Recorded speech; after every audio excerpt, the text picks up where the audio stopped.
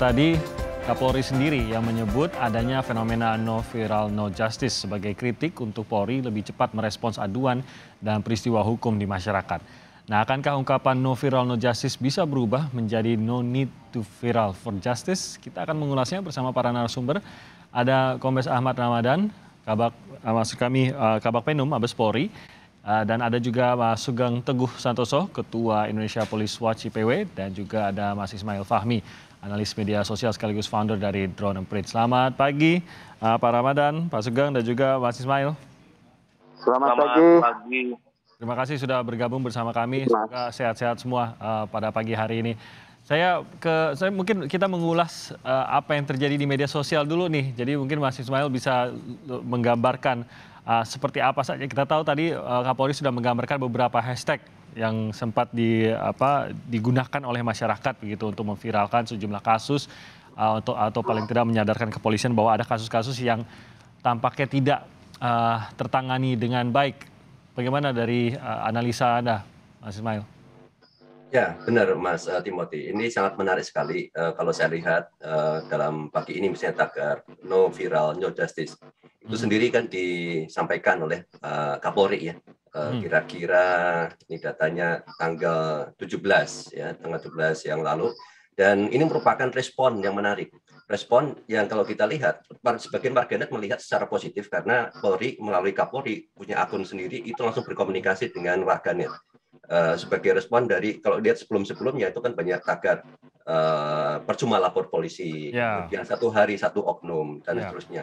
Dan ketika muncul tagar itu kalau kita di media sosial itu akan menarik publik untuk keluar memori mereka, misalnya percuma lapor polisi. Publik akan merespon pengalaman mereka yang selama ini misalnya pernah lapor tapi tidak direspon.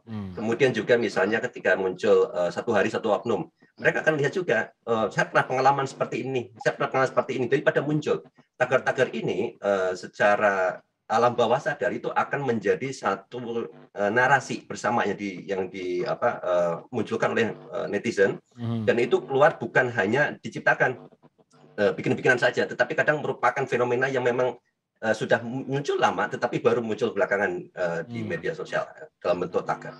Dan kalau kita lihat fenomena ini menjadi satu pertanyaan, apakah akan bagus kalau seandainya seterusnya akan no viral no justice? Ini menjadi pertanyaan kenapa? Nantinya kalau kita lihat tanpa ada perubahan yang berarti di kepolisian, publik akan menilai selamanya akan seperti ini ya. Mereka akan buat sesuatu jadi viral terus kemudian supaya mendapatkan respon. Dan Pak Kapolri sudah merespon dengan baik. Ini merupakan awalan ya. Kalau saya lihat itu dari beberapa 2 hari terakhir ini Pak Kapolri melihat supaya ini menjadi satu awalan lagi supaya ada perubahan di sistem kepolisian sendiri untuk merespon lebih baik. Tidak menunggu viral tetapi sesuai dengan harapan masyarakat ketika ada laporan segera ditindak. Tadi ini pun juga menjadi pertanyaan buat masyarakat dan tentunya tidak dalam waktu yang pendek.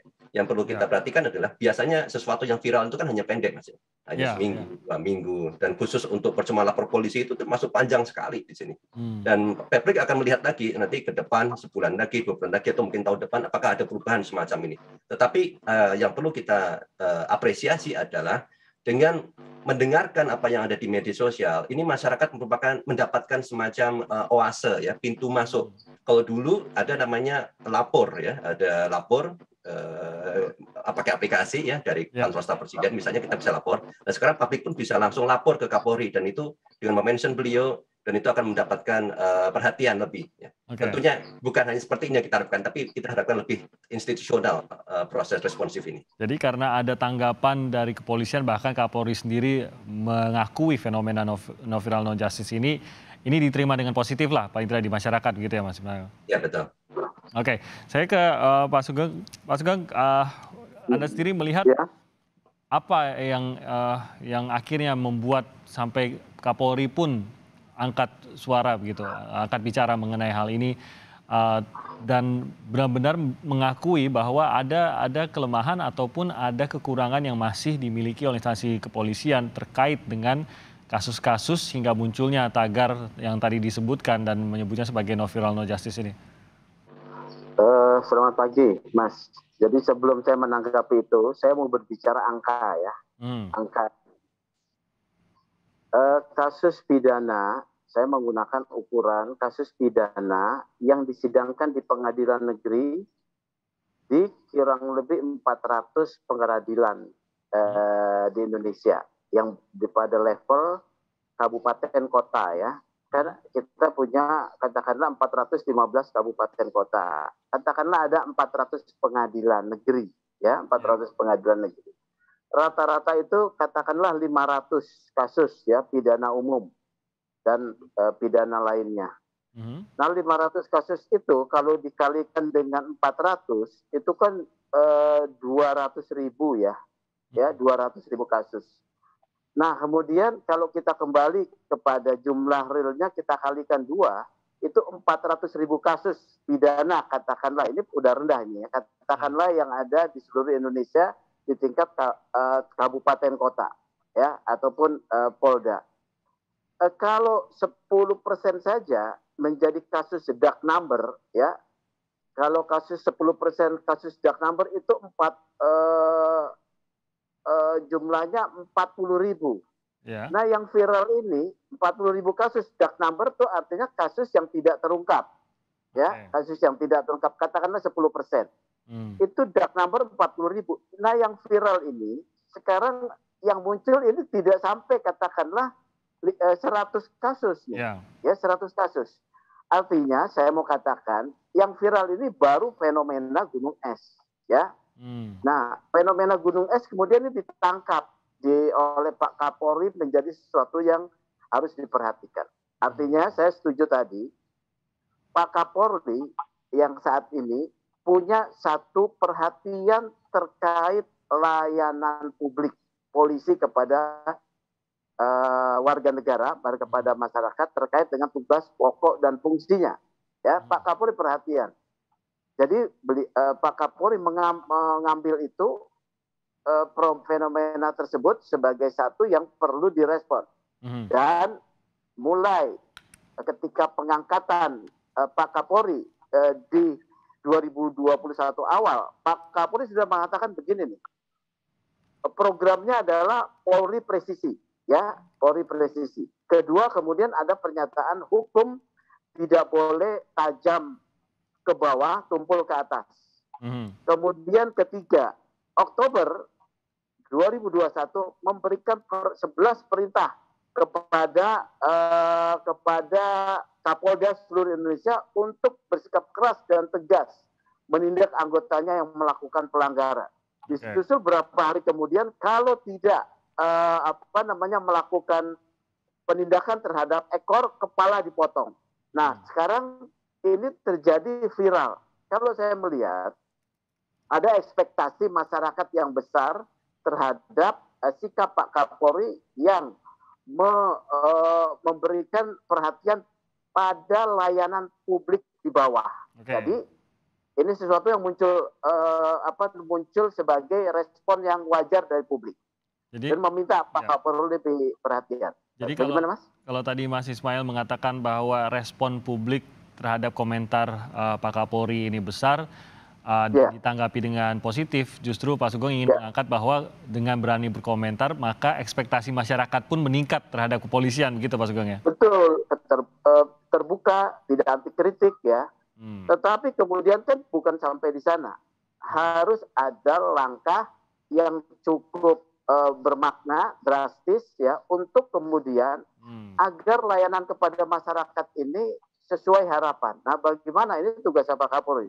Ya, nanti kita bahas lebih lanjut mengapa itu. Itu dulu dari saya sementara. Oke, baik, makasih Pak Sugeng. Saya ke Pak Ahmad Ramadan. Ini berdasarkan apa yang tadi menjadi tanggapan dari Mas Ismail dan juga Pak Sugeng, ya itu tadi Pak Ramadan bahwa ini tanggapannya positif terhadap apa yang sudah disampaikan oleh Pak Kapolri, seperti mengakui ada kekurangan yang harus diperbaiki. Itu ditanggapi dengan positif, tapi di sisi yang lain juga Pak Sugeng mengingatkan bahwa itu cukup untuk sampai saat ini begitu. Tapi bagaimanapun juga masyarakat akan melihat apa yang dilakukan menanggapi pernyataan dari Pak Kapolri ini. Pak Ramadan, apa yang akan dilakukan? Ya, pertama ingin saya katakan bahwa setiap tindakan kepolisian itu harus profesional, proporsional, dan harus menjunjung tinggi hak asasi manusia. Ini yang menjadi pedoman bagi anggota Polri. Kemudian kita katakan bahwa Polri tidak pernah mentolerir kekerasan di dalam penanganan kasus-kasus. Saya juga akan bicara data bahwa kalau kita membandingkan tahun 2020 dibandingkan tahun 2021, itu angka pelanggaran baik disiplin, kode etik maupun pidana dari anggota Polri itu menurun. Tetapi mengapa semakin meningkat viral segala macam pengaduan? Ini persoalannya adalah Polri semakin membuka diri, semakin membuka untuk dikritik, semakin membuka untuk diberikan peringatan kepada masyarakat, di mana program 16 program Kapolri nomor 14 sampai 15 dan 16 itu adalah pengawasan, baik pengawasan pimpinan terhadap anggota, kemudian penguatan pengawasan dan pengawasan oleh pihak eksternal yang nomor 16. Nah, disinilah ketika kita membuka diri, masyarakat memberikan kritik, memberikan ini semua kita tanggapi, kita hargai semua kritik masyarakat. Kita terima persepsi-persepsi masyarakat, ini menjadikan bahan evaluasi untuk melakukan pembenahan. Kita akan berbenah, melakukan hal yang lebih baik sesuai dengan harapan masyarakat. Kita terus mengevaluasi demi mewujudkan keinginan-keinginan masyarakat tersebut. Tentu kita harus ikuti dengan adanya pelanggaran-pelanggaran atau sesuatu pelayanan masyarakat yang belum baik, kita akan dengan tegas memberikan tindakan. Jadi sekali lagi kita tetap menerima, termasuk pihak-pihak mana yang melakukan teguran, kritikan terhadap kita lakukan evaluasi dan pembenahan. Demikian, Mas. Pak Ramadan, tapi mungkin sedikit saya ingin membandingkan juga, setahu saya mungkin Mas Ismail juga bisa mengoreksi atau menambahi ini. Biasanya justru kritik itu disampaikan lewat media sosial sebagai bentuk kefrustrasian tidak didengarnya, begitu Mas Ismail. Mungkin benar tidak, itulah masyarakat ini tidak hanya untuk instansi tapi juga untuk perusahaan, swasta dan lain-lain. Betul. Kritik itu dibawa ke media sosial justru karena merasa tidak bisa didengar oleh pihak tersebut, begitu. Apakah ini berarti Polri akan semakin membuka diri dan semakin menerima kritik yang masuk langsung ke instansi? Begini, benar seperti yang dikatakan Pak Sugeng tadi, bahwa yang viral itu masih di atas permukaan seperti teori gunung es. Sebenarnya masih banyak kasus-kasus yang lain ya. Kasus-kasus yang dilaporkan polisi itu bukan ratusan, ribuan, bahkan puluhan ribu. Jadi yang viral itu hanya sedikit saja. Ini juga menunjukkan bahwa kasus-kasus yang dilaporkan itu harus ditindaklanjuti. Jadi bukan berarti kasus yang tidak viral terus tidak ditindaklanjuti. Tetapi semua kasus wajib untuk kita respon dan menindaklanjuti. Nah, tentu apa yang disampaikan ini merupakan fenomena yang saat ini terjadi, sehingga Kapolri memerintahkan kepada untuk mengevaluasi, jangan tunggu viral atau ketika viral penanganan yang tidak viral. Oke. Baik, agak sedikit putus-putus tadi Pak Ramadan, tapi kita akan jeda sebentar. Semoga nanti saat kita kembali koneksinya akan lebih baik. Jadi kita akan kembali lagi masih dalam perbincangan ini usai jeda berikut ini.